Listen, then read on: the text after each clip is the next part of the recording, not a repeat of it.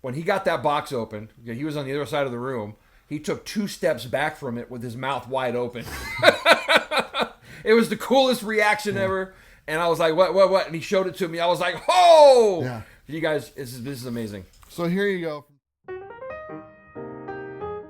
Hey everyone, welcome to Comics with Bueller. As always, I'm Bueller. Today is episode 113 of the brand new Coffee and Comic Show. And as you can see, I'm not alone. I got my good friend Bob here with me.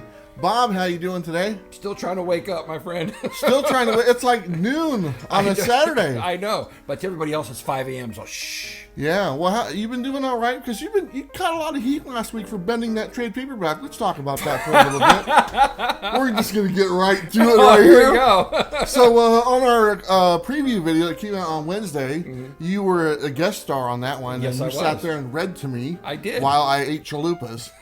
Not only is he reading to me, but he's also sending me text messages of clothing that he's getting. I don't know where this relationship is going, but I can honestly say Bob is the only man who's ever read to me. Yes! But let's get back to that trade paperback abuse. Yeah. Are you okay with the heat that you got from bending that trade paperback? I was surprised at how much heat I got for it. I realized that there are a lot of people who watch this show who suffer from OCD. Yeah. But that particular trade paperback, I buy so many of those things to give out, right? Because I want people to feel the Canto love. Sure. I knew I was going to take it into the danger zone with the chalupas, with lettuce and everything flying all over the place. I don't know if you ever watch this guy eat. You blame it on the lettuce now. The lettuce made you fold that thing in half. But you know what? So did you. But nobody said anything. I know, it's all on me. It was yours, but I did the same thing and nobody said a word. There you go. But thank you guys for paying attention. Yeah, I enjoyed that. I read some of the comments. And there was a handful of comments of people like, "What are you doing?" It's a trade paperback, people. So just take a step back. You know what? It's kind of a different thing. All my trades are pretty much beat up. The ones I've actually read, right? I just sitting on the pot in the bathroom reading the books, and all sorts of stuff happens in there. So we don't even want to talk about it. But let's talk about the coffee we're drinking today. He didn't know that. So anyway, our coffee is brought to you by Mocha Express. The official coffee shop of Comics with Bueller. What are you drinking today? So, because this is my first coffee of the day, I am drinking a iced Americano with 6 shots in it. There you go. It was brewed with cinnamon, has some sugar-free vanilla sweetener. Oh. It's good when it hits the lips, but it doesn't hit the veins fast enough. I'm tired, bro. Is it tasty? It's tasty. Very tasty. It's so good. Well, I actually had to go a little bit earlier. I couldn't wait. So I'm having a Snickers latte, and then I just kind of did a refill, just added some regular coffee to it because I already drank most of it. So it's a mixture of K-Cup coffee with the Snickers latte and stuff, and it's pretty good, but the original Snickers part was better. There you go. So there you go, folks. Bueller keeps the coffee flowing in his cup all day. There you go. I have to. I think yesterday, I had like 8 cups of coffee. Yeah, so did I. Sometimes you just got to do it. For sure. Anyway, but like we've always said, the Coffee Mocha Express, if you're in town, let us know. I think somebody just moved here. They messaged me or whatnot, and they want to go hang out. So if you want to go hang out at Mocha Express, their doors are open now. We can go and sit down and relax. There's a bunch of people in there today and just relaxing and drinking coffee and stuff. So it was really nice. It's nice. It's great. It's great to see. Because I missed doing that. Yeah, I missed doing it too, for sure. Let me go ahead and give you a rundown of what's on the show today. We'll, of course, have our first 5 brought to you by Comic Proline. We'll have our topic, and our topic is what is a key issue or a key comic? What makes it a key? And just so you guys know, there's a reason why this is the topic. It wasn't just picked at random. There is a reason behind that, and that's what we'll talk about here in a little bit. It's going to be a fun conversation. It might get a little deep, and I don't want to be a little rough, but I might be a little rough, to be totally honest, because there's some information I found out that was kind of just didn't sit right with me. Yeah. So I'll just put it to you that way. And then we'll have the final 5 brought to you by Comic Proline. We'll have Robbie's pick of the week, and I know that book is actually on your read list as well. Yes. We'll have our Was It Good? That should be a lot of fun. Really some interesting books that we read this past week. You guys might already know because we did the preview on your channel last week for all the books of the month. So there you go. And then we'll have our random thoughts. We'll talk about WandaVision. We'll talk about who we think the publisher of the year is so far. We're 3 months in. So there you go. and some other news as well. And we also have an unboxing that Two Brothers Comics sent us. So at the end of the video, we're going to unbox this box. I already opened it, but I haven't looked inside of it. Everything's all wrapped up, so we're going to wait until the end and go through and see what it might be some naughty stuff. I don't know. I mean, the two brothers... Are you expecting naughty stuff from Two Brothers Comics? One of the brothers I like. The other one, one's really handsome, and the other one, Which one? Yeah. Yeah. Exactly. Anyway. That's awesome. We're looking forward to doing the unboxing for them. I can't believe you just did that. Yeah, there you go. I love it. Real quick, I want to say thank you to our Patrons. If you want to become a Patreon member, the price is $3.99 a month, the price of one comic book. If you think we provide the value worth one comic book a month, please join our Patreon. It keeps the lights on, keeps the show going. The show is sponsored by you guys. And we have a new Patreon, Caleb Rapp, I believe it is, RAAP, is our newest Patreon member, so thank you very much. And we also had some super chats last week, so I want to run through those. The first one is Sharakov2814. I'm probably pronouncing that wrong, but he gave like a $50 super chat. Yeah, so I remember that. Fantastic. Thomas Jackman, like a month in a row, has been doing super chats every single episode. Thank you, Thomas. And then Mendel Clergy, again, 2 weeks in a row, a super chat. So thank you guys very much. Dedication. There you go. I appreciate that. That was all chalupa money. We spent all that on the chalupas on Tuesday. We're rolling in chalupas. Filming that video. They're like, do you want a receipt? I go, yeah, I need a receipt for this one. Tax write-off on the chalupas. Exactly. This is a work expense. There you go. You got to do what you got to do, right? But let's go ahead and jump into our first segment. We're going to do our first five, brought to you by Comic Pro Line. And Bob, you want to go first? Sure thing. I brought some more of those supervillain team-up books. And these are kind of the later half. I got number 7. Of course, I love these because they all have Dr. Doom in them. Here is number 16 with the Red Skull. And then we have number 14, the one with Magneto in it, which I love. Then here's number 10, another one with Red Skull. And then we have number 9 with some Iron Man action on the cover. There's my first 5. There you go. Now, you like those ones. I do. I really do. Do you have the whole set? I have the whole set. Man, look at you. I completed it. There you go. It's not like 10 issue set. I know. No, it says 17 issues, I think. Oh, calm down there. All right. Which one of the two brothers did you like the best? Hey, you know what? Never mind. I'll take these down. We'll let you know after we open the package. All right, what's your first 5, my friend? Okay, I got a few different goodies here, and some are for you, so you're going to make out pretty good. Sweet. This is just a Flash, number 47, just the B cover, which I love the B covers of Flash back then. They were just awesome. Mm-hmm. This is Devil's Dominion, number 2. This is the regular cover. And this is the variant cover for Devil's Dominion. And I got a copy of each of those for you. Oh, thank you. There you go. By Blackbox Comics. There you go. I love the artwork in these. This is Shino Kaj. What is it? Shino Kage. Shino Kage. Shino Cage. Doesn't matter. This is the number 2. This is the variant. This is actually, I'm giving it to Bob. Thank you. Because I know he already bought the original one. Issue number 2 is really good. It is? Mm-hmm. Okay. And here is number 2, the regular cover. And I got 2 copies of that, so I'll probably give one of those to Bob or someone. I don't know. There you go. Sweet. Thank you. Well, that's my first 5. Well, don't thank me. Blackbox Comics. There you go. But anyway, that's our first 5 brought to you by Comic Pro Line. I want to say hello to Tony real quick. Hopefully he's doing well down there in Florida and stuff like that. I haven't talked to him in a while. He sent me a message the other day, and I felt bad because I didn't get back to him. But I read it, and he's busy working and stuff. So Tony's my hookup for all the comic book supplies from Comic Pro Line. Awesome guy. You ready for the next part? I'm ready for the next part. All right, we're going into the next segment. And our next segment is the topic, which is brought to you by Blackbox Comics. Mm-hmm. You go to our website, blackboxcomics.net, and enter the code Bueller10 to save 10% off your purchase of any of these books that we just showed right here, plus all the other stuff. But our topic this week is, what is a key comic? Or what makes a comic book a key? We asked this question on the preview video on Wednesday, and really, this is something I've been thinking of for a little while. Mm-hmm. This is not just, like I said, it's not just a random topic. It's just, as time has gone on, the word key has lost a lot of meaning, I think. and it doesn't mean what it used to back in the day. You know, I love saying back in the day. Back in the day. Makes you feel like you're older or whatnot. But the reason why, what initially got me on this is, I'll just be honest, with the Key Collector app. And right there in the title of the app, it's Key Collector Comics. Mm-hmm. It's all about collecting keys. Yeah. Supposedly. Okay.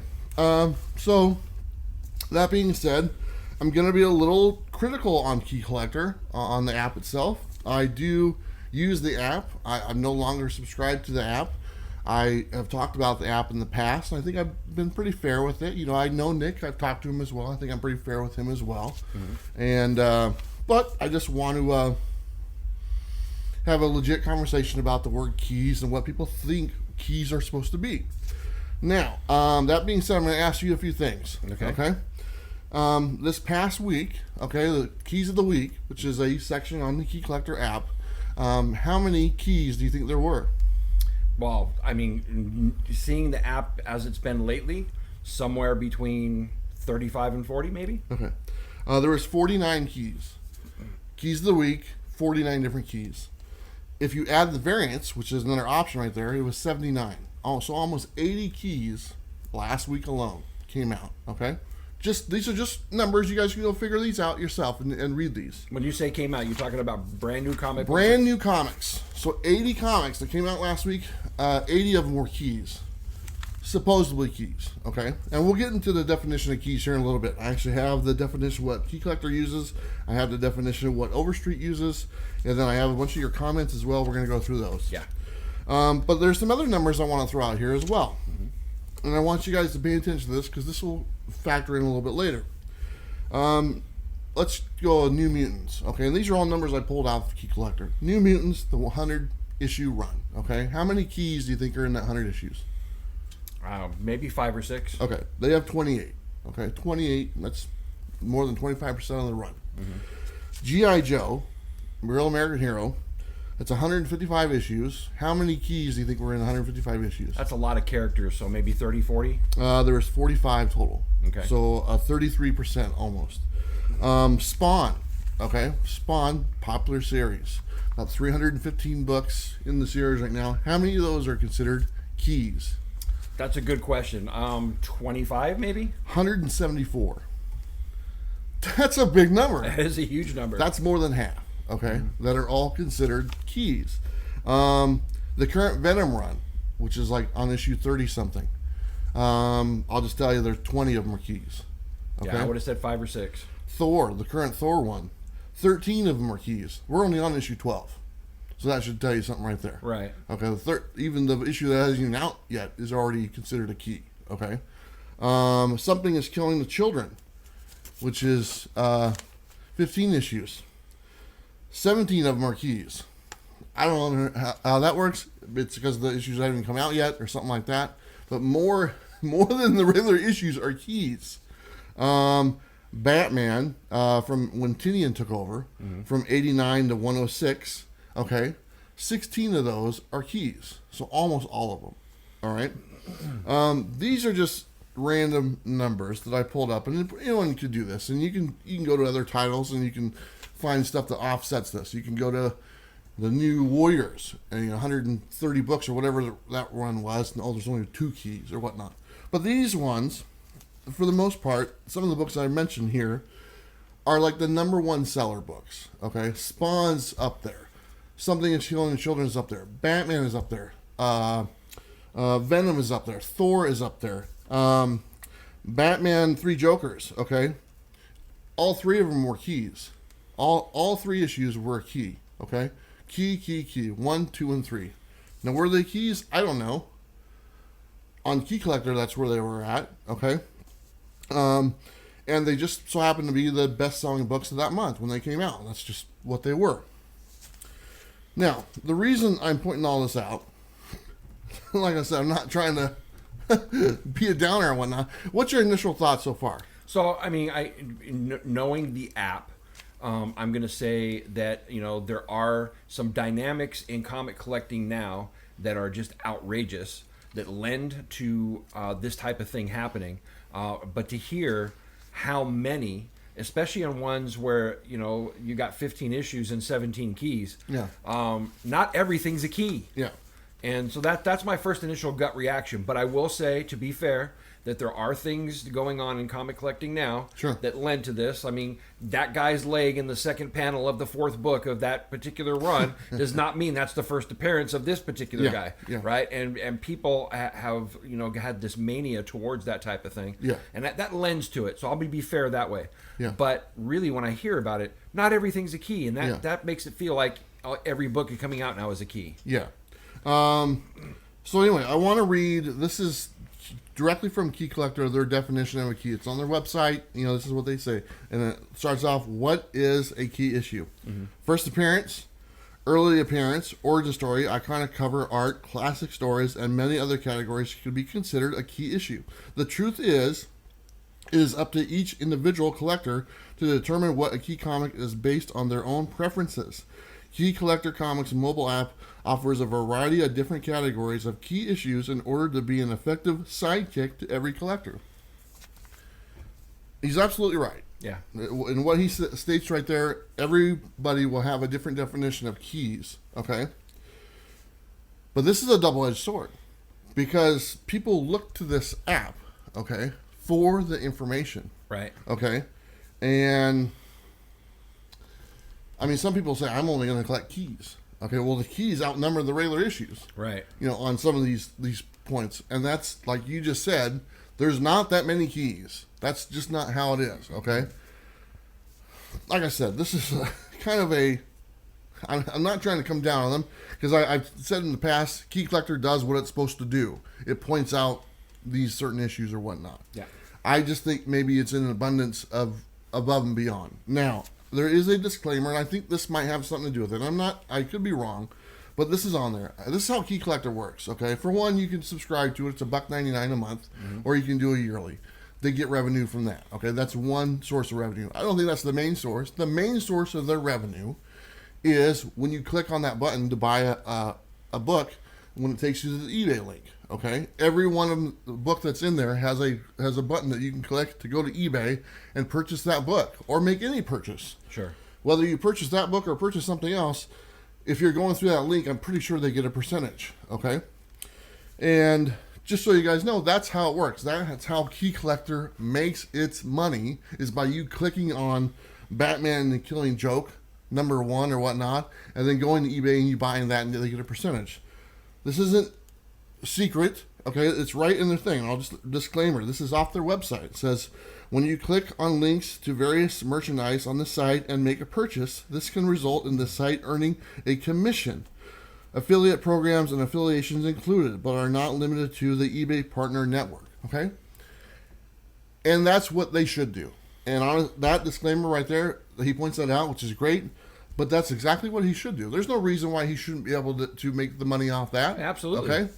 He's providing a service, and that link takes you to that product. Just big deal.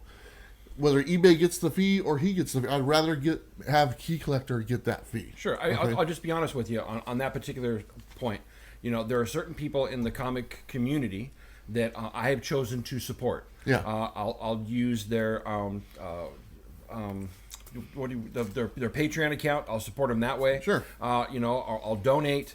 But for Nick, I have chosen that there's times where I'll click on that link to go to eBay. Yeah. Because I want to help support him. Yeah. Same thing with Reggie when it comes to Go Collect. And so I try to help out the community Sure. as much as possible. And so with Nick, that's one of those things that I do to Yeah. help out, to support his channel or Yeah. his venture. Yeah, and I have zero problem with that at all. I think that's what exactly he should do. He's been doing that from day one, and it makes sense. He's providing a service. It makes it quicker for you because you don't have to go and type it in. You just press it, you go there, and you can buy it. That's exactly how it should work. So my hat's off. Now, this is another double-edged sword, okay?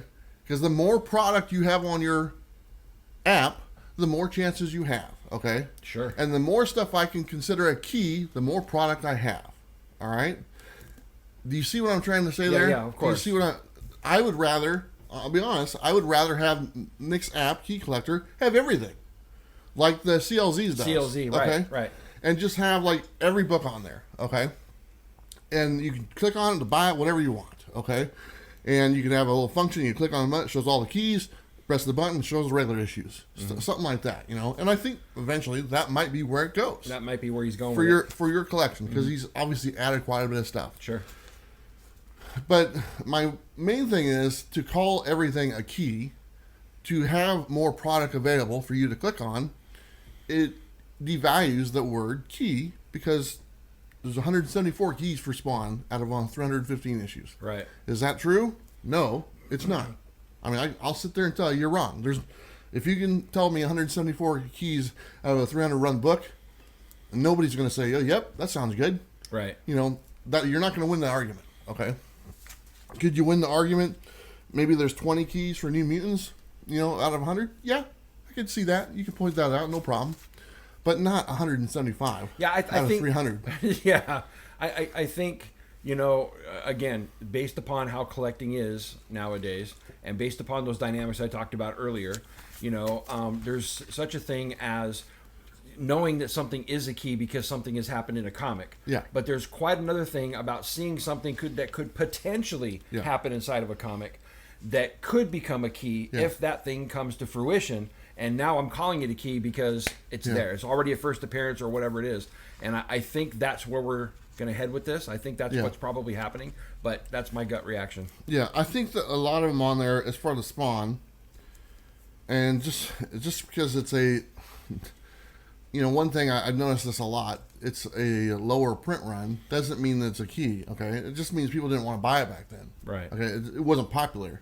That's why it wasn't popular, because it didn't have anything appealing into it, at the time, and that's why. And just because they're a lower print run doesn't mean that they're a key book and need to be recognized as something like that, The only reason my theory on Spawn's really popular right now. Yep. Okay? Really popular. Spawn's one of the top selling books now, finally, again, okay? And so if it's one of the more popular books, I'm going to give more people opportunity to buy it, okay? Same with Batman or Venom, which is one of the popular books, Thor, one of the popular books. So there you go. That's the information I just wanted to put out there. I'm not trying to... I'm just trying for everyone to look at the big picture and say, okay, I need to make a good decision on this. Because I have there's some comments in here, because we're going to get to the comments. They're like, I depend on the Key Collector app to tell me what to collect. Don't do that. I mean, honestly, you can use it as a part of your tool belt, okay? But don't let it be the only tool in your belt. Yeah, and we talked about that way back originally, when we started talking about this stuff, is that, one of the things about all these apps that's great is this is the first time in history we've had this type of information at the click of a button, right? It used to be before you had spreadsheets and your list, and you have to go and, search, and, you'd have to put the work in yourself. Yeah. And Nick has made it easy for everybody. Yeah. And we mentioned that way back in our show before, is be careful with that, because that could be a crutch. Yeah. Yeah. and it's just a click away. Exactly. So we're just reiterating what we've already said. Yeah. Okay, so let's go ahead and get to some of the comments. Sure. And Bob, you're up first. Yeah. All right. So first one comes from Nerdy Couch. He says, a key book is one with a first appearance of a character or a major event like a wedding or a death. But nowadays, there is a new character every 5 minutes. Just because something is a key does not mean it's going to be valuable. And that's kind of reiterating my point that I'm making. First appearances were the number one thing that people said. Yeah. As far as the first thing out of people's mouths was, what's a key? First appearance. 99% of the people said first appearance. I agree. A first appearance of a brand new character, or a cameo, or whatever it is, of a brand new character is probably easily the biggest key in a book. Yeah. That's it. And then everything else is secondary. Sure. After that. But I just wanted to point that out. Nobody is disputing the first appearance of a character as being a key. Now, he's right, because there seems to be a ton of new characters all the time. This one really only takes place on Marvel and DC books, okay? And that's a handful of others. But very rarely. Like, if you get an independent book, and like Kaiju Score, which is right there, if they introduce a new character in number 2, so what? Nobody cares. Right. They had a group of 4 people in issue 1, and then in issue 2, they introduced a 5th character to pull out the heist. There's no buzz around that. Right. It really only is dedicated to the Marvel DC superhero genre. Walking Dead is one I can think of, another one type thing. But really, when it comes to the first appearances, it's really only them. The other independent titles, it's not that big of a deal because mostly everything is the first appearance anyway of the characters from independent titles. You know? Right. I mean, it doesn't matter who they are. You've never heard of them before. It's an original story. So right. everything is a first appearance. Every character in the independent title is a first appearance. Right. For the most part, unless it's crossover. Yeah, exactly. Right. You know. But, you know, but also just because it is a first appearance, there's also tons of first appearances that people don't even hear about. Right. First and last appearance, okay, in Marvel books. When I was doing my Just the Key videos, I was pulling books left and right. There was first appearance, last appearance. Same book, multiple times. Never heard of that character before. Exactly. They're in there and they're gone. They died or whatever, or they never even wrote them again. So just because that happens doesn't mean that it has, like, monetary value or nothing like that. But yeah, I just wanted to point that out. First appearance, that's the main thing that people all said is a key for a comic book is definitely first appearance. So right. And you know, again, double-edged sword on that. You know, because of the fact that the mania is collecting first appearances, you know, the app is pointing out at least it feels like it, every time a new character is created. Yeah. That doesn't mean it's an actual key, right? It doesn't become an actual key until it's popular.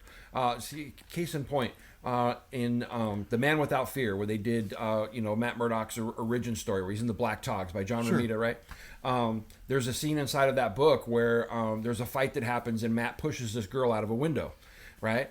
No big deal. She falls out the window. He feels bad about it, and it's kind of like, you know, part of the story that happens.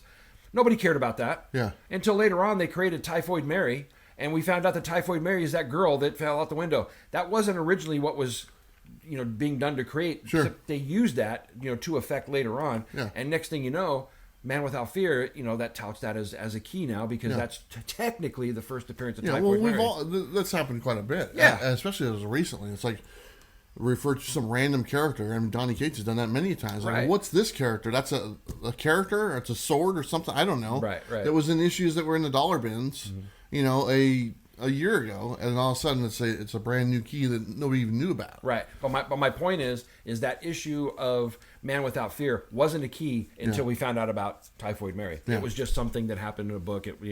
There's a character there, but is it a key? Yeah. Usually it's not a key until it blows up. There you go.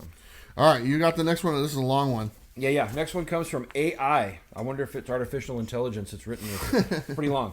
All right, he says, for me, a key is what Key Collector or the community says it is. I have to play along when it comes to buying with the intent of selling later.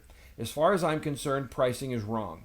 For example, a cool Thor book from the 70s is way more valuable to me than the first appearance of Red X, even if they cost me the same amount on the secondary market. It kind of sucks, but we, as smart collectors, have to take into account the value the community or the app gives to an item because otherwise we are wasting our money buying books that, even though they are awesome to us, are not valuable in the eyes of the comic community. I think books should retain an automatic value with age, condition, and it should be reflected in pricing along with the first appearance and rarity. I also think pricing should ride with popularity, but sadly, it seems kind of random. The hot list will always be the hot list as long as the information travels at this speed, but besides that, there is no way a new book should have the same price point as a near mint book from 1980 of a popular character, even if it isn't a key.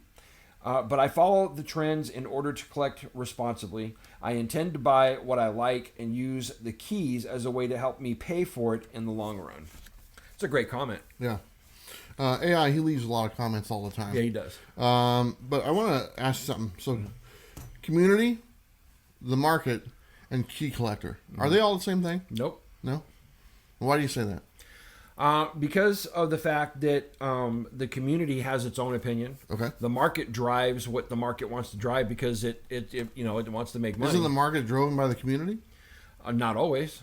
Or is it driven by an app or let me just not. I don't want to just pigeonhole the app. I don't want to. Right. Because it's not just the app I'm referring to. I'm also referring to, other websites or other places that do the speculation, the key thing, or the tops or whatever. Are you talking aftermarket?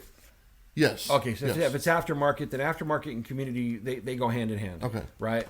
And the Key Collector app, hearing the information that you're saying, it tends to take it in a different direction, I think. Yeah. And I think that's what I'm starting to feel out of this. Yeah. Is that, again, not everything is a key. I have my own opinion on what that is. Sure. And, I know Nick's just trying to make money. Yeah. Nothing wrong with that. But when you have collectors out there that are using that app solely, then that takes it in a whole different direction. And that starts to drive market. Yeah. Well, AI, he's using the app, or he's using the app in the community to buy. It sounds like he's buying the books that he doesn't necessarily think are keys to go and buy the ones he wants. Right. So he's using it to his advantage, and I commend that. Yeah, absolutely. Because there's obviously a market for that stuff, and he's able to buy low and probably sell high. I mean, that's the whole purpose of when you're collecting the books and trying to make a profit. If that's what obviously don't buy high and sell low. That's the opposite.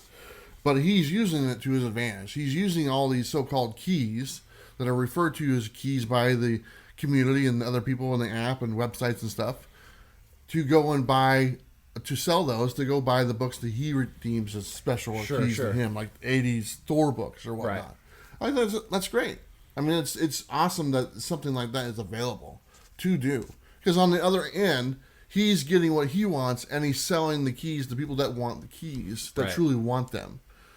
So it works hand in hand. But I do think that they're all kind of intertwined.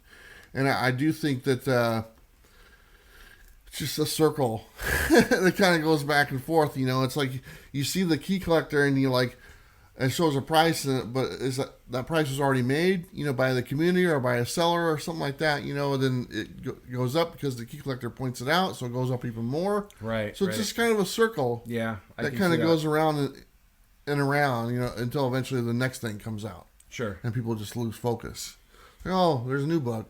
And focus on that one. Yeah. So, anyway, you got the next one as well. All right. So the next one comes from Flash by Night. He says, I was just asking about this. Is it only first appearances and huge events, or can it also be other factors such as scarcity, print run, iconic covers, etc.? Well, we already said the first appearances. I don't think scarcity and print runs should be really considered keys. No. Because it's like, think of books that just weren't popular. Okay, they had a really low print run, 1,000. Okay, does that mean they're a key? And then Spawn has a print run of 1,000. And just because it's Spawn, but at the time it wasn't very popular. So by that theory and logic, the Spawns that only sold 1,000 because it's more popular now than the other book that wasn't popular as well should be considered a key. I think you just hit it on the nose with saying the words most popular. Yeah. We have a problem inside of our culture on simplifying things. Yeah. And so you have this place where you have keys. Maybe that's where it started. You had first appearances, deaths, number one issues. Those were keys. So number ones, right? Love me number ones. And shiny covers. And shiny covers. That's my own key. But then you also have this thing that's going on now, which is scarce print run, compelling covers and second prints, third prints, and that's kind of its own thing. Those aren't keys, but they are just as popular as the keys because they're selling right markedly. And instead of creating or saying what they actually are, they're under the umbrella of keys. Yeah. And I think that's the problem. There's the new comics coming out called Bad Idea Comics. Have you heard about that? No.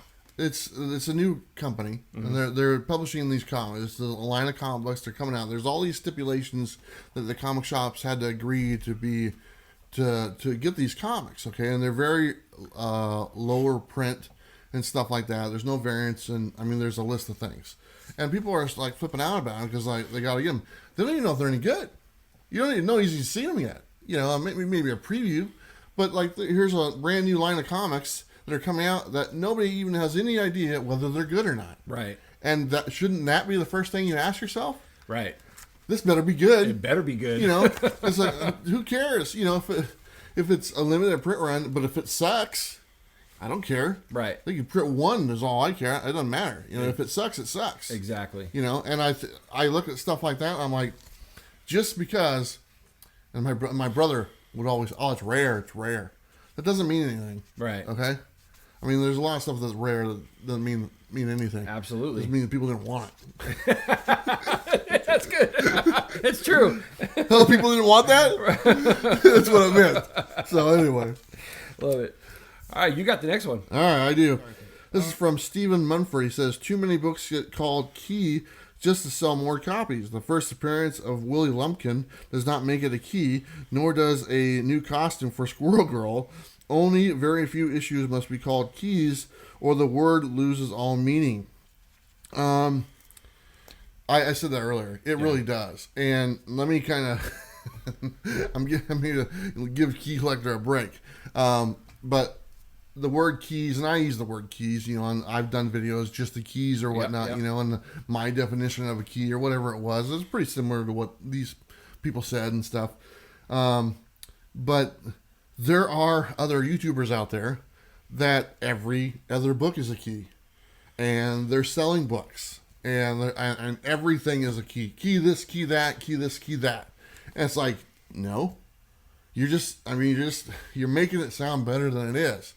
Maybe it's just a good story, or maybe it's not even a story, or maybe they didn't even read the damn thing. Right. And more than likely, they didn't. This is true. To be totally honest, these people out there claiming key left, key right, they're not even reading the thing. They don't even crack it open. All right, they just read the little synopsis or whatnot, the little preview stuff, and they go from that. That's exactly right. And there's tons of them out there, and you guys know probably who some of them are. You guys watch YouTube and you see it on there all the time. Like, man, is that really a key? Is half of Marvel's books this month are key? No, they're not. Okay, they're not. It loses. The word loses its uniqueness and its speciality because it's thrown around so much. Right. And that's too bad. It is too bad.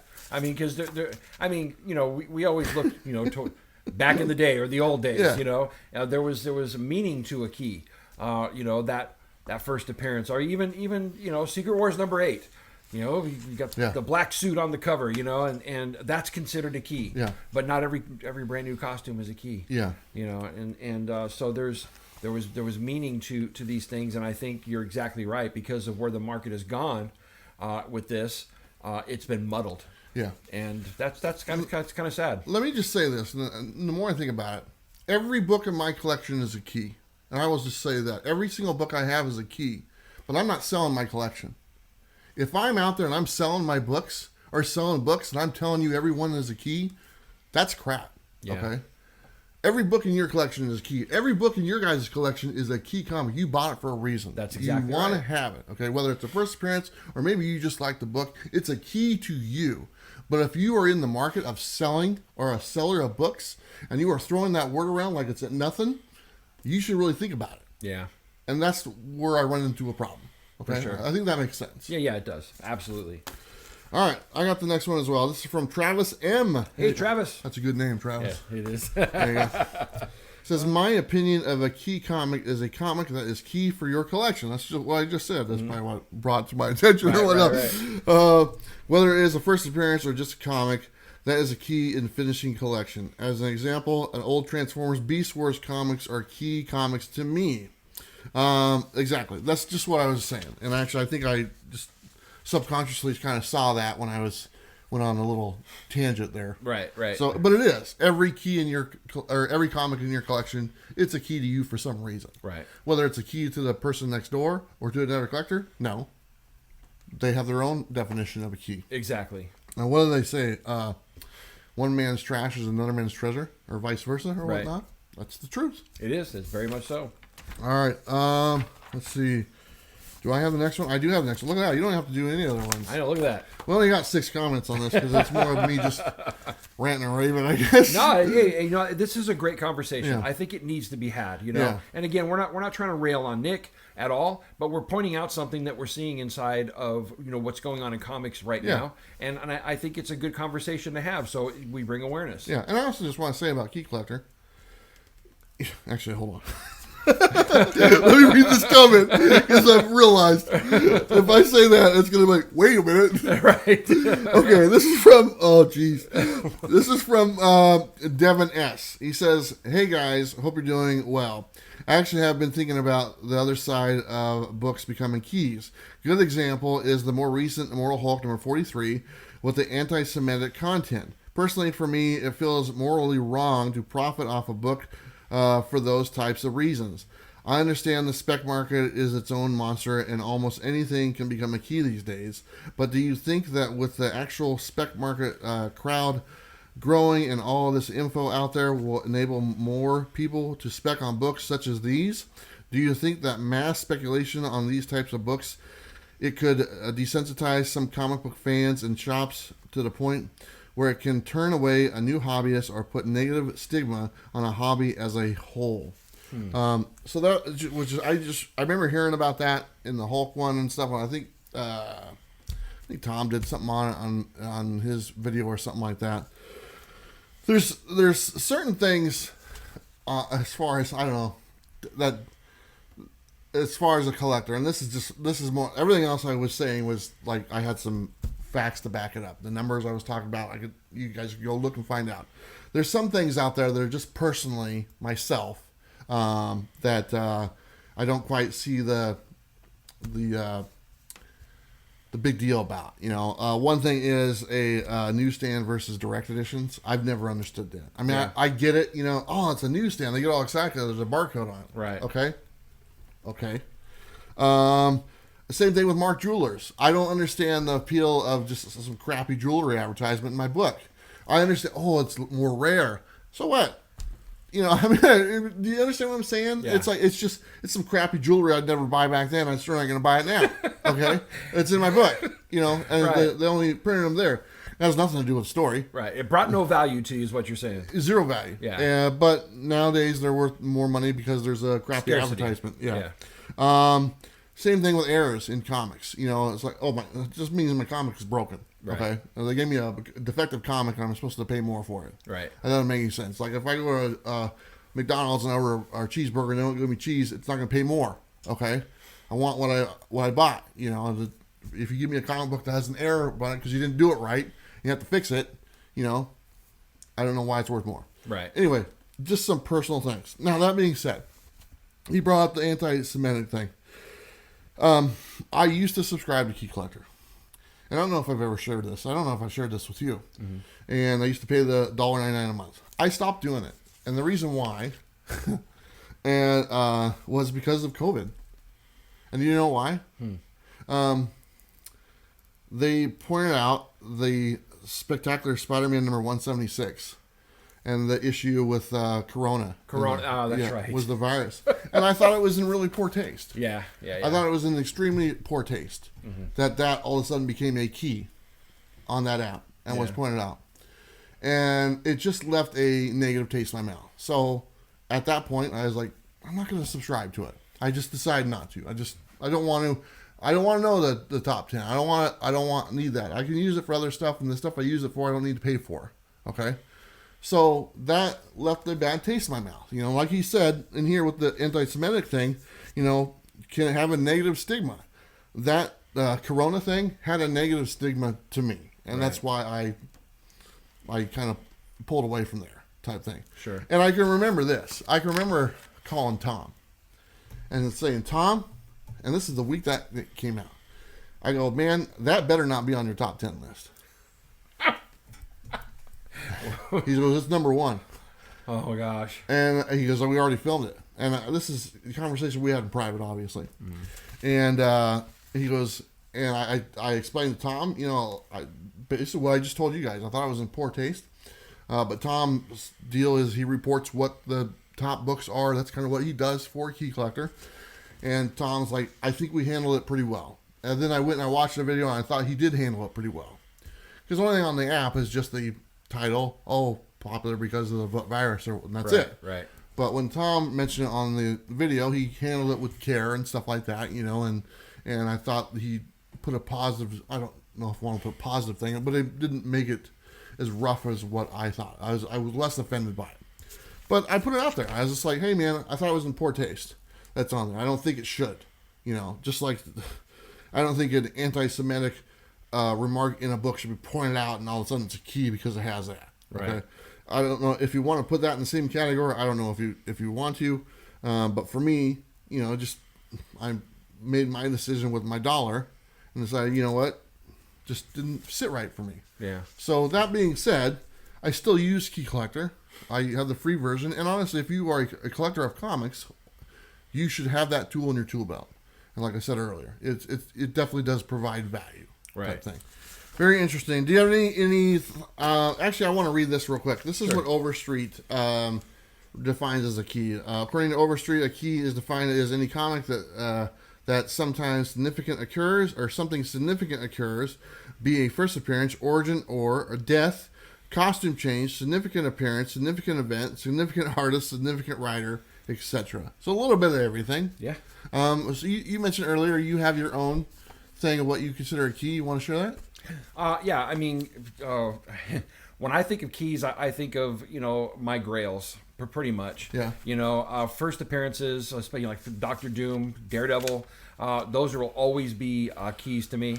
But then I also have my own personal keys, stories that meant a lot to me, that I'll never take out of my collection. And there's certain covers that just have struck, like Silver Surfer #4 with him and Thor on the cover. That is one that's a key to me, right? Because it was just a special, image that I've always loved. And so, the spectrum of what I think is a key, it's a little broad, but it's stuff that really stands out to me as that has meaning. Yeah. And those first appearances because I really wanted them. Yeah.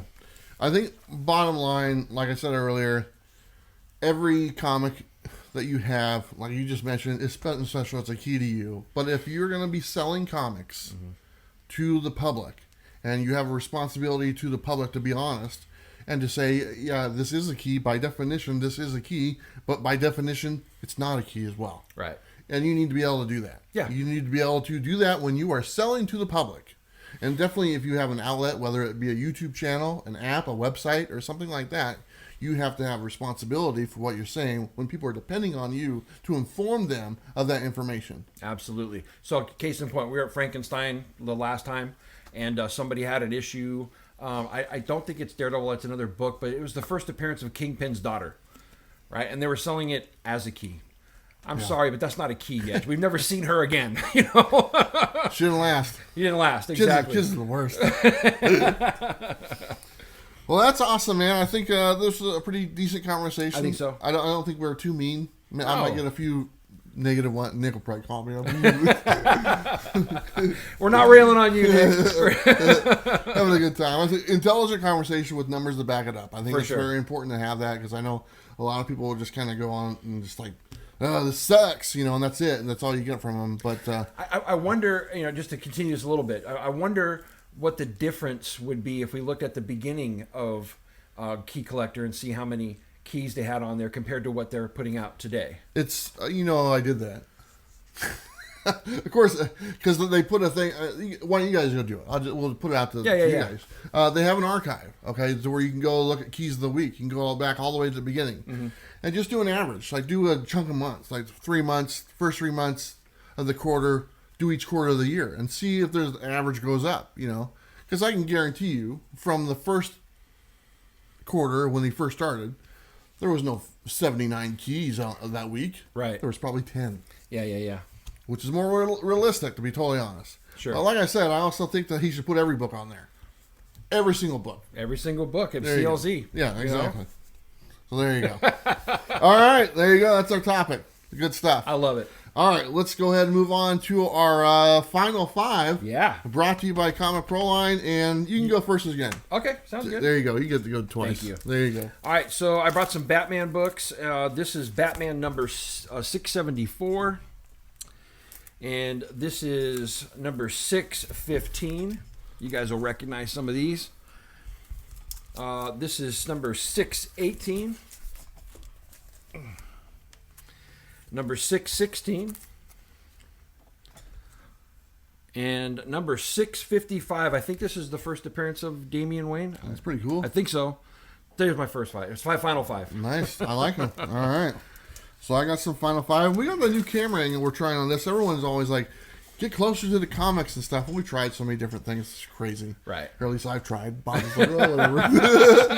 But we're trying to do camera angle. Let me know if it works out. I don't even know if it's working right now, to be honest. I'll have to wait until we edit the video to see if it's on there. Sure. If it's the regular view, then we just stuck with that one. But if it's a different view, there you go. Let me know what you think about it. But here's my final 5. This is Captain America 600. I believe that is an Alex Ross cover. Love that cover. Incredible Hulk 600. I believe that's another Alex Ross cover. Mm-hmm. And this is Key and Nowhere #1, the variant. Nice. This is, I believe, Folklords. I don't know what number it is, but it is the variant. Might be #1 or 2. And here is the Red Mother #1, the variant cover. So I wanted to show some variant love. Nice. On my final 5. Brought to you by Comic Proline. Hey, Tony. I hope Matt Kitt continues Folklords, man. It'd be nice. I haven't heard anything, but he's probably not going to. I know. He's probably moved on, but it definitely left you with, there's more story to be told. For sure. That's normally the case with pretty much all the independent books, unfortunately. All right, let's go to our next segment, and this is our one that we really enjoy because we get to bring in our buddy Robbie. So This is Robbie's Pick of the Week.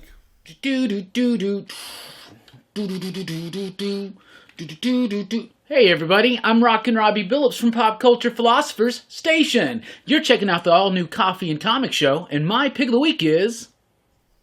Ice Cream Man #1 by Image Comics. And I got to tell you, this one was a completely different read than we normally have on Ice Cream Man. Really? But we'll get into it on my Was It Good? That's right. This is a book that's on his read list of the Was It Good segment, which comes up next. What he's referring to, because I read this book, I read half of it, because I didn't read the other parts. So just so you guys know, half of it is like the regular comic book, where it's a panel and artwork and stuff, and then the next page is like a script and stuff like that. And then it kind of goes back and forth throughout the book. Now, depending on your level of reading, which I don't have a huge level of reading, you'd read the whole thing. Bob did, Robbie did. They both enjoy. I don't know. We'll have to wait and see. But I know Robbie did because it's his pick of the week. That's right. And Robbie's pretty good at his pick of the week. So if you haven't checked out Robbie at Pop Culture Philosophers, please go ahead and do so. He reads all the comics, but he hasn't been reading them lately. I don't know what his deal is. Man, he's slacking. Slacker! It's 2 weeks in a row. Oh, I didn't get my books. Come on, man. That's no excuse. Figure it out. You're dropping your video on Friday. Yeah, man. I'm waiting for that thing Tuesday night. I'm like, come on. Yeah, we both wait for it on Tuesday night, man. It's like exactly a ritual. So Tuesday nights, hopefully it's back on track next week. I think it probably is now. Yeah. The weather's better and the power's on and all that stuff. But anyway, Ice Cream Man was his pick of the week yet again. I think he's picked it in the past. Yep. So there you go. That was Robbie's pick of the week. Go check out his channel. What's it called? Pop Culture Philosophers. Oh, well, you remember. That's good. You like putting me on the spot, don't you? I do, because he's always... he's a little nervous. You notice? Because he never knows. We don't really have a script for this. There's a fly in your We have an outline, but there's no script. There's no script. Yeah.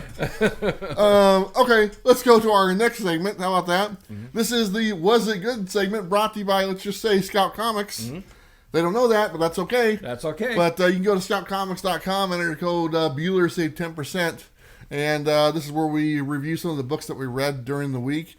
And actually, I'll go first with you. Okay. So we'll take this one down because you had to bring over your copy of the book. Why not? And it's got the other cover because he gets them all, as he pointed out when he got here. So here we go. We got Ice Cream Man. What number is this? I don't even know. Number 23. Mm-hmm. Bob, was it good? It was amazing. Really? Really. Yes, it is definitely a longer read because one page is just like 2 columns of text. Yep. And then you have one single picture. You turn the page and it's 2 columns of text and a single picture. And each page is actually done from the perspective of a different character in this thing that happens. And it was compelling. It was really good. Of course, it was creepy.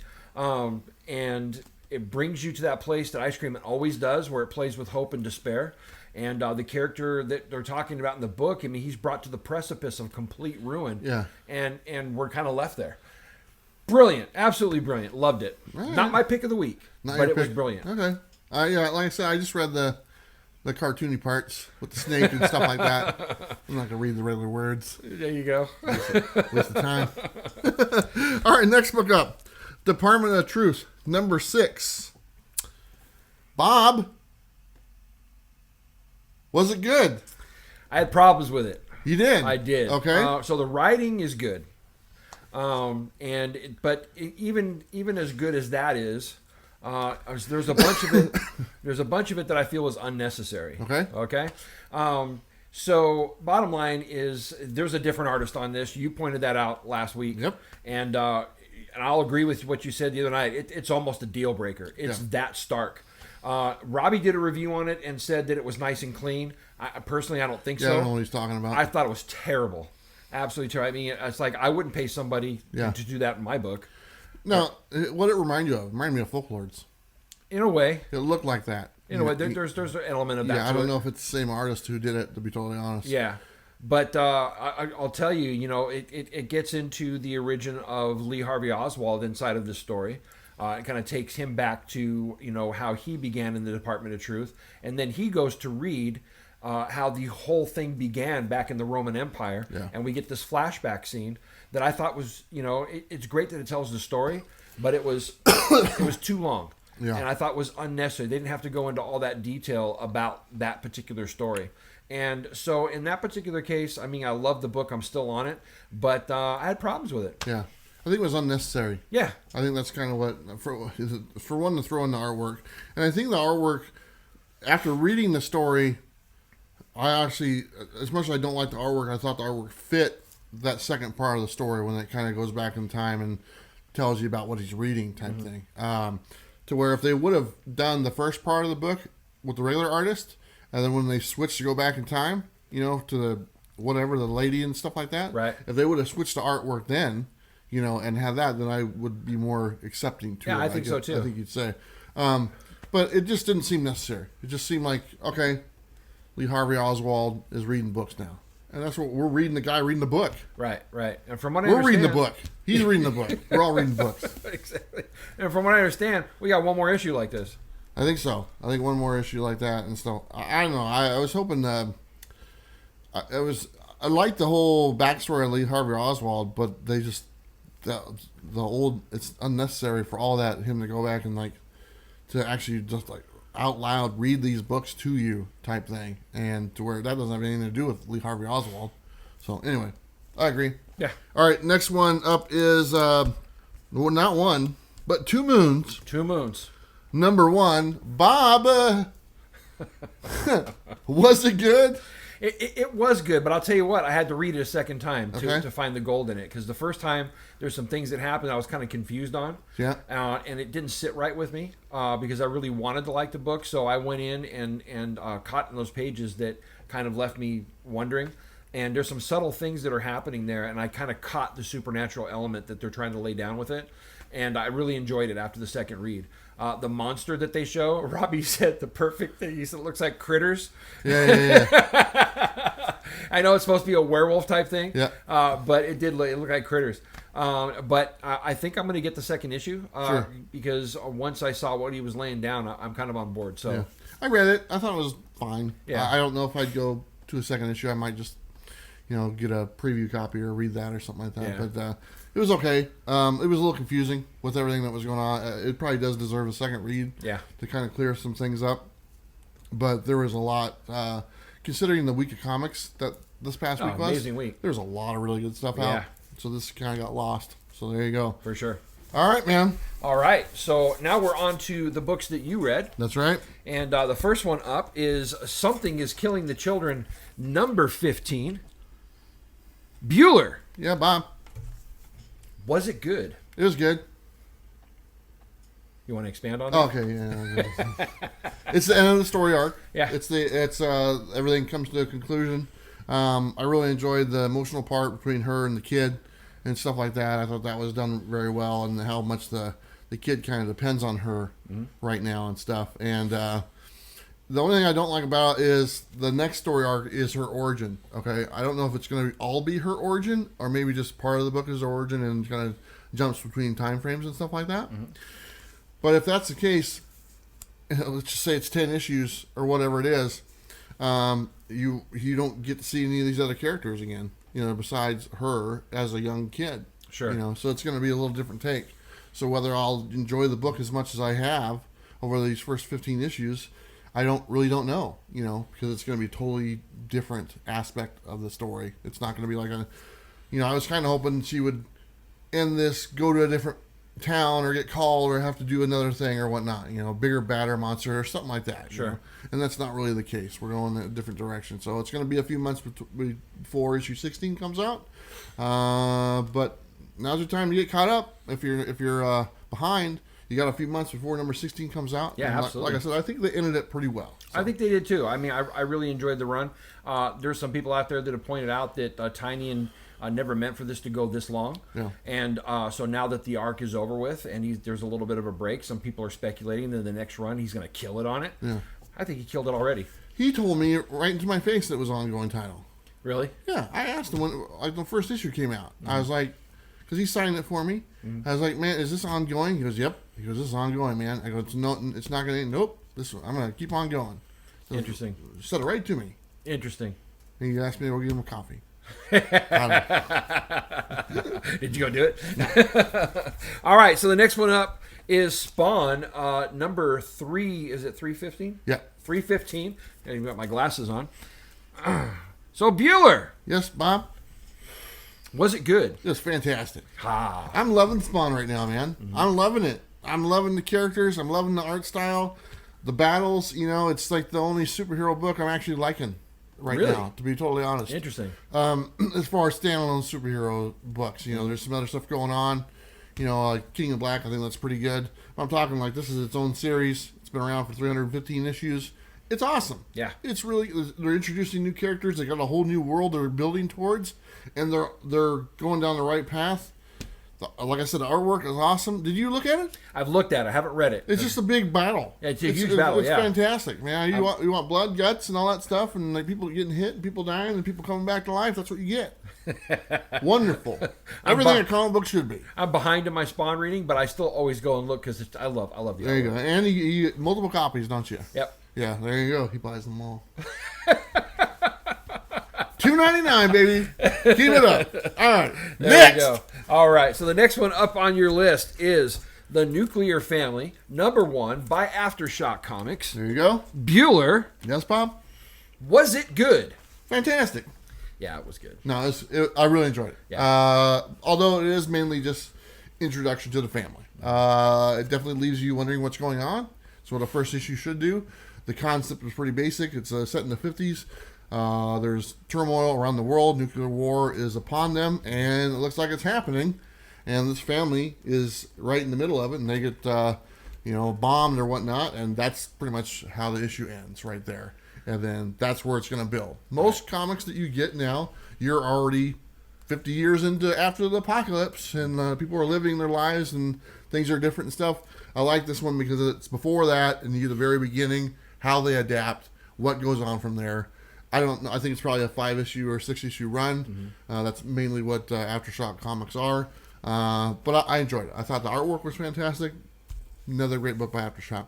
Absolutely. Yeah, I thought it was great too. I loved how you mentioned the other night on the monthly review video. By the way, if you guys haven't seen the monthly review video, it's on my channel. Go check it out. It's awesome. There you go. But you mentioned the other night that it reminded you of Fallout 4, that beginning scene where they're down in the bunker. It's absolutely what that was. Yeah. Great stuff. I loved it. You're a Fallout player. I am a Fallout player. So am I. Thousands of hours in that stupid game. I hope the next one's as good. Fallout 3 is the best. Yeah, it is. It is. It's the best. Fallout 3, Fallout 4, I didn't really care for. I played Really? it. Fallout New Vegas, that was pretty good. Fallout 3, I can still play it to this day. Yeah. In fact, when I'm done with this, hell, I'm going to play it again. There you go. New character, balls to the wall. Now that we talked about the books that we read this week, what are you going to read next week? All right, so this next week I'm going to read Batman 106. We got the return of Tynion's storyline, so I'm excited for that.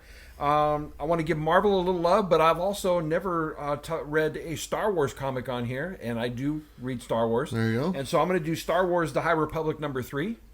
What? And the last one by Image Comics is Noctera number 1. Noctera number 1. All right, sounds pretty good. The 3 I got, I have a DC book, Swamp Thing number 1 by Ron V. Looking forward to Swampies are back. Swampies are back, doing swampy things. Doing swamp stuff. Swamping around. I'm going to read that Berserker number 1. Sweet. Looking forward to that. And a Chariot number 1. That's an AWA title. It's pretty much about a car, kind of like Knight Rider. Ah, sweet. Something like that. I've already read a few of these books already. I really can't say nothing else. All right. Yeah, embargo. But there you go. Those are the books that we're going to read for this coming week, and we might read something else. I don't know. You never know if something stands out. We'll add to the list. But there you go. That's our Was It Good segment brought to you by Scout Comics. Go to their website. Enter the code Bueller. You save 10% on whatever you want to buy. They got a lot of great stuff there. You got a lot of great stuff there, man. Speaking of great stuff, let's go to our next segment. Random Thoughts with Bob and Bueller. Come on, let's do it. There we go. So here we are. This isn't brought to you by anybody. Nobody wants to borrow this crap. Right. But anyway, let's talk about some WandaVision. Oh, yeah. Because we've been kind of doing that, and the new episode came out. And did you watch it? I did. Were you happy? I mean, for the most part. Okay. This is my thought on it. All right. For the most part. It was a little bit longer episode. It definitely. The last 3 episodes are all supposed to be an hour long, and then, the credits are like 20 minutes. But bottom line is that, the telling of the story to where we got to at the end of this one, I thought was all unnecessary. Yeah. But the writing on it was so good. There were a couple of parts that really choked me up. Yeah. So the writing was incredible on it. But I mean, understanding where we're getting to in this particular case, I think there's some things I was able to pull from it, which were great. Yeah. But I thought it was such a long episode just to tell that I thought was unnecessary. Yeah. That's just me, though. I think it's confirmed now inside of my heart that Agatha Harkness is not the big baddie, right? And you think there's someone else? yeah, I do. Oh man, I think you're way off. Really? I think that's the thing about it. There's so much speculation. There's someone out there, someone behind the scenes pulling all this stuff, and people's imaginations run wild. Mm-hmm. I think it is her. Not Agatha. It's Scarlet Witch. Amanda, whatever her name is. She's the one who did it. I mean, it just in this episode, it shows she's the one who did it. She's the one who made everything. Okay, right. She made the whole world. She was. It was her eyes. She's seeing that, so we can confirm what happened. She went to this town. She had a breakdown. She made all these people, part of her world and stuff like that. It wasn't someone else behind the scenes making that happen. And then the other lady, the other witch or whatnot, I can't remember her name, Agatha. She's just there to see how is she doing this, and she's not seems like she's a little bit evil as well. But she's not like responsible for it. She's like, how do you have the power to do this? That's kind of what she's asking, because she's probably power hungry and wants it for herself. That's really what this comes down to. The bottom line on the very last episode, number 9, is, a struggle for the power or whatnot. So I think that's interesting. I think the simple fact that people just are just random, all these big, huge things. Oh, it's someone else, someone big, and then it's not. It's literally the character that was in the first issue or the first episode. I love it. Yeah, I don't think that's what it is. I do. Because there's that book that's down there inside of the basement that hasn't been fleshed out yet. The Necronomicon? Yeah, something like that. I think that is Ash going to show up? No. If he showed up, dude. My boomstick! Yeah, that'd be awesome. I think that if you listen to the verbiage by Agatha Harkness, there's a couple of places. I think her wanting the power for herself is a red herring. Because, I mean, in the very beginning, if you look at when she's talking to her and she says, how can you not know the basics? And we know it's in the comic book, she's the one that actually teaches Scarlet Witch a bunch of things. I think that in the end that she's being driven to find out how she was able to create this chaos magic the way that she had. Now she knows. And I think that's what was Agatha Harkness's mission, was to find that out for whoever this is. We know inside of the Multiverse of Madness with Doctor Strange that they originally announced that the big bad was supposed to be Nightmare. Yeah. And I think that that's what we're going to find out in the end. That's why Doctor Strange is going to show up in the next episode. Yeah, I do think Doctor Strange shows up because he's magic. I think it rolls into that movie or whatnot. Right. Well, I think that's it. I think people are looking too much into it. I think you get a white vision, that's good enough. That's good enough. I don't know. That was a great reveal, is it though. the white vision? Is that what it is? It is. Was it any different? I don't remember that. I remember the comic where he was in when he was the white. Was he a different vision for a while? Yeah, because when he was the white vision. Was he evil? No, but he was just like. Was it like Gandalf the White? No. He was a regular robot, cold, calculating, no personality whatsoever, and so that was kind of off-putting. And I think that's what we're getting with this white vision. Yeah. And something in what Wanda has done with that chaos magic. Remember how the chaos magic was trying to pull him back in? I think we're going to find that consciousness that she's created may be what they're going to put inside that white Vision. And then we'll have Vision back in the MCU at that point. I don't know. I'm hoping that something like that happens. Fantastic. Yeah. Speculation. Namor. Namor. Doom. Well, very cool. All right. What was the next one I wanted to talk about? So we're 3 months into the year. We're in March now. I think we're in March, something like that. So there's been a few months, and I wanted to ask you, and actually this is pretty funny, because I told Bob, I said, hey, I want to talk about who's had the best year so far, or the first quarter. And I didn't even tell him who I thought. And right off the bat, you said... Aftershock Comics. Absolutely. That's exactly who I was thinking as well. Yeah. So I did a little... wrote down some of their titles that they've come out with just this year so far. And really, it's just one hit after another. But let me just run them down. The Kaiju Score, that's issue 1, came out in December, but for the most of the series, it's been out this year. Scout's Honor was a new one. I Breed the Body, number 1. Maniac of New York, number 1. Shadow Doctor, number 1. And really, Shadow Doctor... That was my pick of the week as well. Yeah, the Shadow Doctor is really what brought me to this decision to kind of focus on this, because, man, that is such a good book. Yeah, it is. And we were late on getting our books, so I just read it this week. It came out 2 weeks ago. If you're not familiar with this book, it's a true story about this gentleman, the writer's grandfather. He was a black man in the 20s, and he went and became a doctor, and he couldn't get hired. Nobody would hire him at the hospitals because he was black. Nobody would give him a loan because he was black. So he had to go work for the mob, for Al Capone and stuff. And this is just a tremendous story. And it starts off to where the grandfather is telling all this information to his son, and his son never knew about it. This book put me on the side of the bed. Yeah, it did. This is kind of what I felt like I was sitting there listening to my grandfather. Or, you know what I'm saying?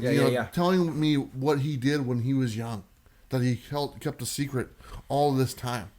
And it was awesome. It's amazing. It was easily my favorite book of the month. You know, we talked about a few days ago. But that was another Aftershock book that was just another one, Nuclear Family. We showed that just a few minutes ago. Some of their ongoing series that are pretty popular. We Live. I think that's coming to an end. Lonely Receiver came to an end. Knock 'Em Dead, Red Atlantis, Miles to Go, Sympathy for No Devil. And they got a few new ones. They got Undone by Blood, or the Other Side of Eden, number 1, which comes out, I think, next week as well. So really, Aftershock...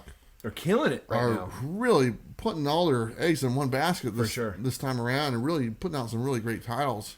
And my hat's off to them. You know, I'm loving it. And the quality of the book is good too. I want to point that out also. They're number 1s. They're $1 more, but they're thicker.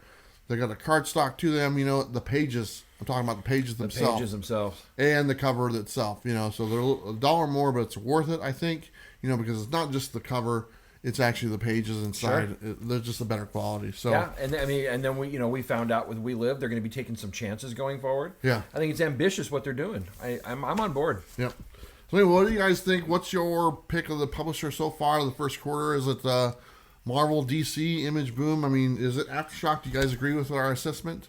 AWA is another one that's put out some titles, but really, it was really easy for me to think about it, and it was definitely Aftershock. And I wouldn't probably think of that if you were to ask me at the beginning of the year, who's going to have a good year. Aftershock probably wouldn't have even been a thought. Yeah, to be totally honest. So another bit of news, really quick. Oblivion Song, which is one of my favorite titles. This is issue 30, which just came out. It's coming to an end. They got 6 issues left, and these are monthly titles. So we got 6 months. Right. This is a Robert Kirkman title. He's I've been on this one from the very beginning. But it's time for it to end. To be totally honest. It just frees him up to do more stuff. For sure. No, I've read the first 6 issues. I got in a trade, and in order for me to read the rest of it, I'll have to collect the rest of the trades. Yeah. But I loved what I read in the first 6 issues. I've got a bunch of duplicates. Do you? I've got a ton of duplicates. You'd be surprised. I almost have a whole second set. Wow. From issues like 10 on up or something like that. That's awesome. So maybe you can go through and they're random in the boxes. So there you go. But anyway, a good series coming to an end. That's by Image or Skybound. comics or whatnot. Good series. Too bad it's coming to an end, but it's been a great one. If you guys have been on board, you know what I'm talking about. If you're thinking about jumping on, it'll be ending, so maybe it'll come out in the collected form or something. I don't know. Yeah. Maybe he'll do a reverse and he'll put them out again in black and white. That'd be cool. That'd be weird. He's doing The Walking Dead all in color. Yeah. To make up, this was black and white now. Well, let me see if this will work. I don't think that's the way it works. I know.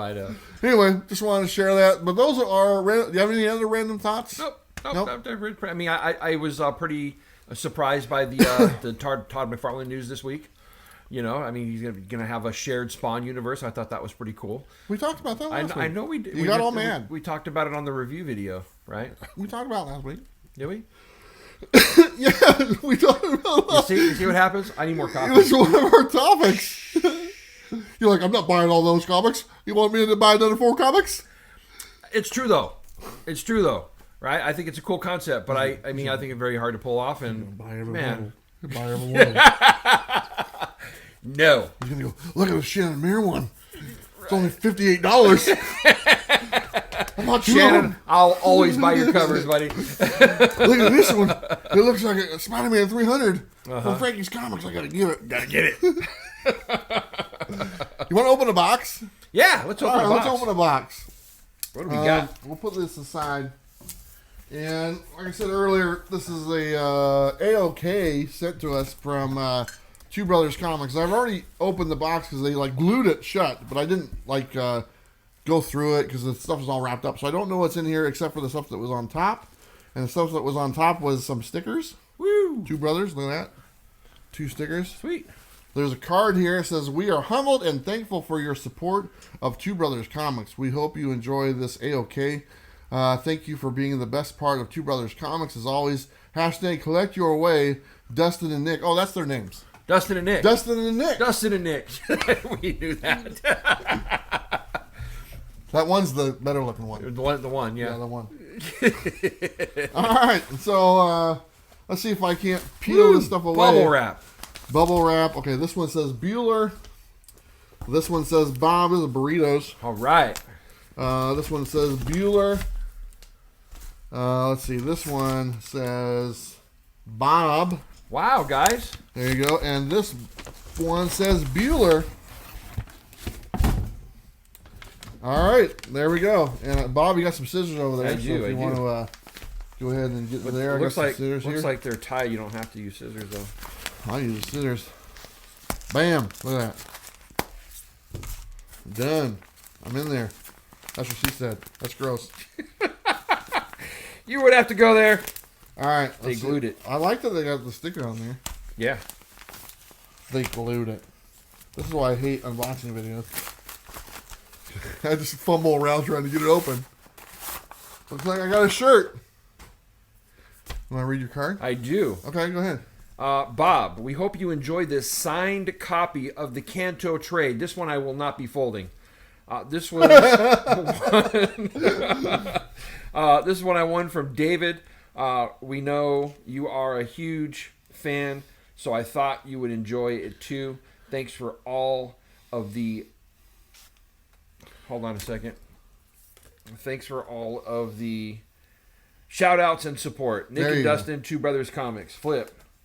We are humbled. What's the humble thing? Yeah, it's the humble thing. Very cool. Oh, my gosh. Oh, so you got a little autograph there, huh? Oh, my gosh. Thank you, guys. Thank you, guys. What are you going to do? So I got a shirt here. What are you going to do? What are you going to do? I'm going to eat a chalupa. And this is big enough, it's going to fit me, so I can appreciate that. That's great, because you always say that, man. What are you going to do? What are you going to do? He always says that. What are you going to do? Is that what I say? What are you going to do in gross? Yeah. That's gross. It's gross. Oh, man, that is awesome. I'm pretty sure it's signed on the inside cover. Two Brothers Comics. That's their logo. Sweet. There you go. Look at that. You might have to wear this. You know what are you going to do, right? Be able to wear that at the next con. Representing. Oh, there it is. And there's the signature from David Bueller. Thank you guys so much. I'm going to show this off on the interview tomorrow night. Ooh. He's like, I didn't sign that. That's a forgery. That's not my signature. Supposedly, I don't know what I'll that put is. this away in a second.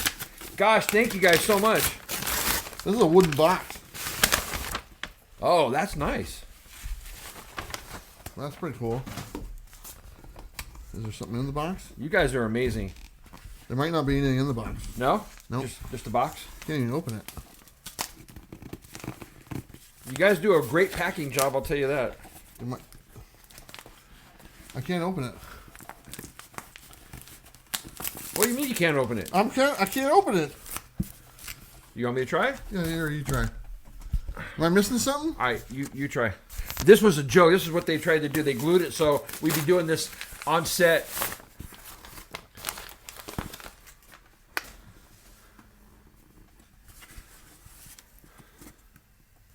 No, I can't open it. Come on. What the heck? Don't want to break it.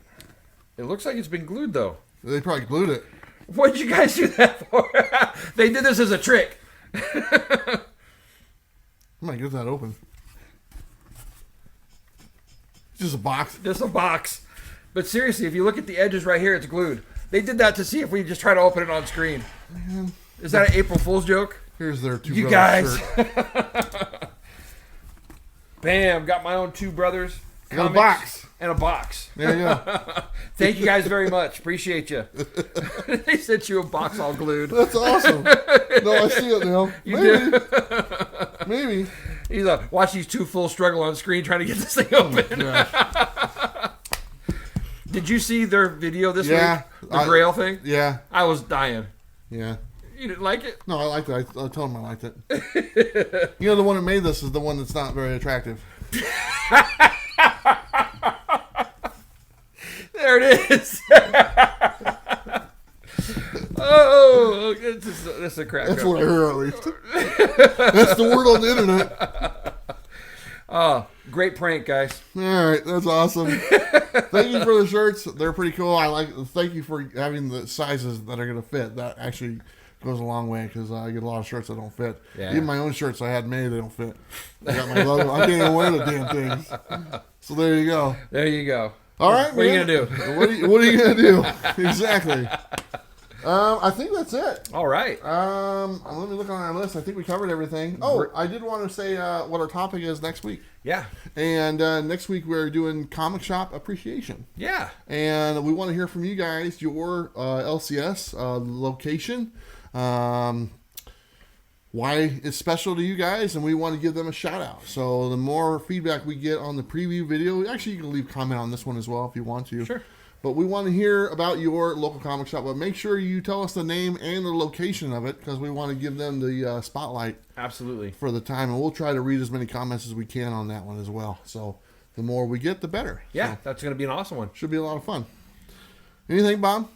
No, that right there is it for the show. Yeah. My channel is Everything Comics. Oh, yeah, that one. I was able to drop a random review video this week after being off for so Yep. long. We had the monthly comic book review, which was pretty amazing. It's Yeah, got a that's lot fun. of views right now, so I'm really happy about that. There you go. I've already filmed my current review video for this week's books, Nice. which will drop probably before you guys see this video. And then Monday night, the Monday that this drops, 5 p.m. Pacific Standard Time on the Everything Comics channel, I am going to interview Drew Zucker and David Bucher, the creators of Kanto. Wow. I can't wait. It's going to be amazing. And I'm so looking forward to it. And you guys tune in. I would really appreciate Are that. you nervous? Yeah, I'm going to fanboy out for a few You minutes. should be nervous. Why? Just because. I'll be just because. Yeah. I mean, I can tell you don't want to screw this up. Thanks, dude.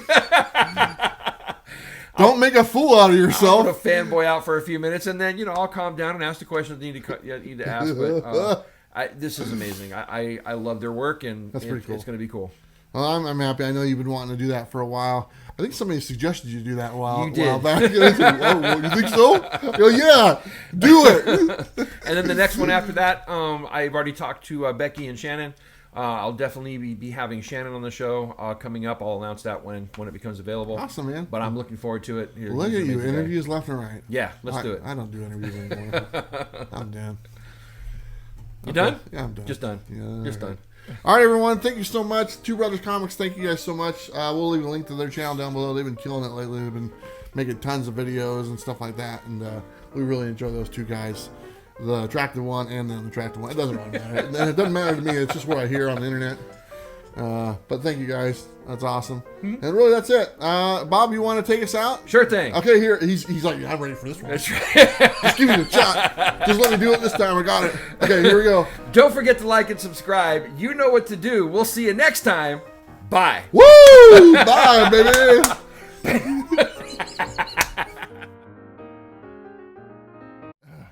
Hey guys, you thought the show was over, right?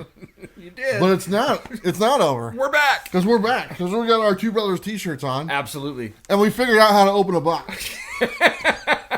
We did. It took a little while. And we get it. It was a prank. It was a prank. By the attractive one, probably. Probably. But you know what? We got the box open. And I want to show you something that was in the box. Oh, man. And you know what? If you guys, any of you know, there's a little history between me and this book.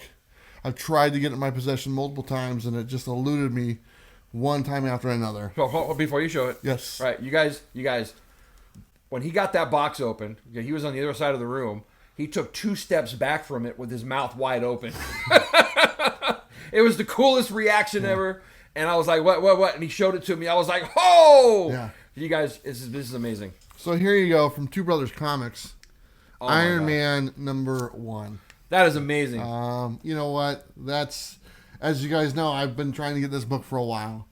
And, you know, because of these two gentlemen, they were able to send one my way. And to both of these guys, Dustin and Nick. Is that right? That's Dustin their name. and Nick. I should know the names now, right? Very attractive young men. Both of them, right? Yeah. All of a sudden, just out of nowhere, boom. But seriously, guys, amazing. Love it, and a little speechless. And to be totally honest, honestly, we didn't think anything was in the box. We thought it was just a gag. Prank. It was glued. Yes, it was glued. There was glue dots on there, and we're like, oh yeah, this seems like something they would do. But you know what?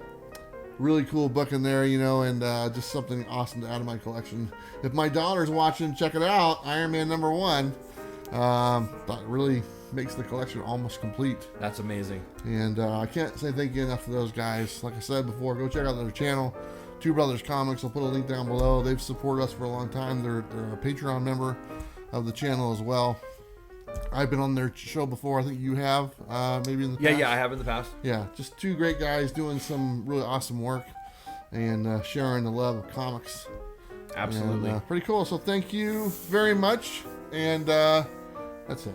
Thank you, guys. Yeah, thank you so much. All right, this is the end of the show. Later. Bye. Bye.